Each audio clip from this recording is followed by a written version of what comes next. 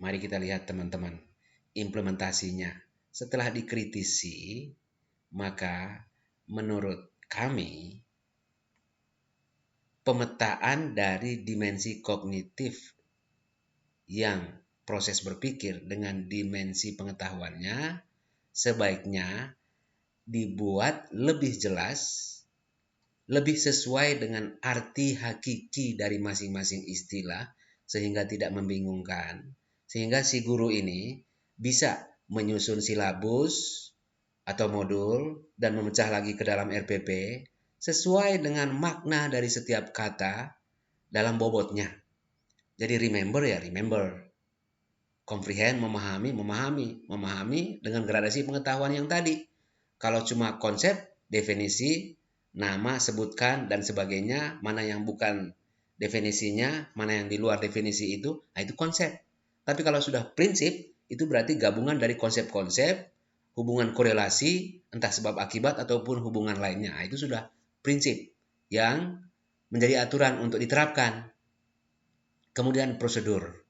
Nah, kami melihat bahwa setelah comprehend, memahami, ada analyze, menganalisis. Karena menganalisis itu adalah lanjutan dari memahami, yaitu memecah-mecah gagasan, mengurai. Di atasnya analyze adalah synthesize, mensintesis. Mensintesis adalah pemikiran terbalik dari analyze. Kalau analyze memecah, sedangkan mensinthesize artinya menggabungkan, menyatukan, mengintegrasikan, termasuk mengambil kesimpulan, mencari benang merah dari sesuatu. Itu mensintesis. Kalau seseorang sudah paham, sudah analyze, dan sudah synthesize, maka baru dia bisa menerapkan. Menerapkan dalam segala situasi yang dipersyaratkan. Tetapi kalau orang belum bisa menganalize dan mensinthesize, bagaimana mungkin dia bisa menerapkan? Jadi pekerjaan menerapkan levelnya tinggi. Nah, setelah selesai mengerjakan, dia meresapinya, mengevaluasi. Evaluasi tekniknya sudah sesuai atau belum, kemudian hasilnya, dari segi waktu, dari segi efisiensi, efektivitas, semua dinilai. Ketajaman untuk menilai itu evaluate. Nah, mencipta adalah menghasilkan gagasan baru atau pola baru. Ya, misalnya dari prosedur yang dia sudah jalankan, dia tadi sudah bisa evaluasi bahwa ternyata prosedur ini kurang efektif, saya kehabisan banyak waktu di bagian ini. Oleh karena itu, saya coba menyusun yang baru, yang lebih bagus. Dan dia menyusun tutorial misalnya. Nah, itu create. Sedangkan ada K8 teman-teman, metacognition, itu adalah berpikir. Jadi metacognition itu bukan pengetahuan, tidak bisa diletakkan di atas pengetahuan prosedur. Dia sama sekali bukan pengetahuan, dia adalah kemampuan berpikir manusia.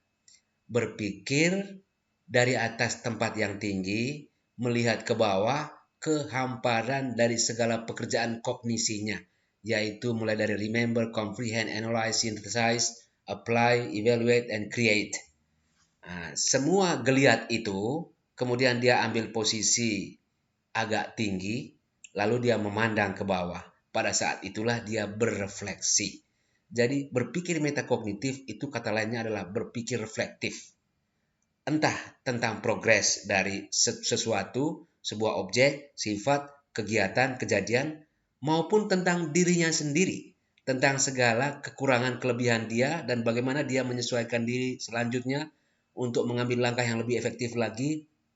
Misalnya dalam sukses belajar, hanya anak yang bisa berpikir metakognitif yang bisa mengukur kemampuan dirinya sendiri dan secara proaktif bisa menata kembali dirinya. Saya harus belajar lebih rajin atau seperti ini malas-malasan saja, bangun harus lebih pagi atau bagaimana. Itu semua adalah hasil refleksi dari pemikiran metakognitif. Saya kenapa belajar 10 kali baca satu bab ini nggak bisa-bisa juga. Mungkin karena saya membacanya itu kurang konsentrasi atau terlalu multitasking dan sebagainya.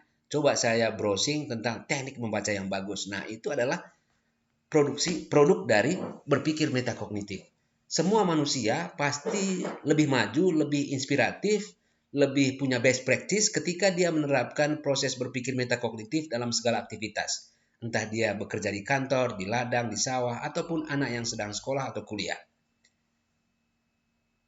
Kesimpulannya adalah, metakognisi bukan pengetahuan, tetapi berpikir. Maka, kalau kita menyimak kembali kumpulan indikator tadi yang semuanya memahami kecuali 3 butir menganalisis, itu pun menganalisisnya itu menganalisis versi pemaksaan dari makna kata analisis, seharusnya proses para guru menyusun kurikulum yang sudah dipandu secara nasional itu seperti ini. Jangan dikasih kata memahami di dalam panduan dari Kemendikbud. Cukup penelitian sosial. Guru yang akan secara merdeka menjabarkan. Pertama, menjabarkan dari sisi knowledge dimension.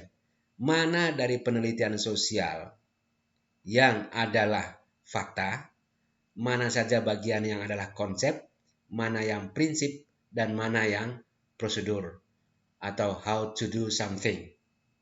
Itu dari dimensi pengetahuan. Kemudian dari dimensi proses berpikir, si guru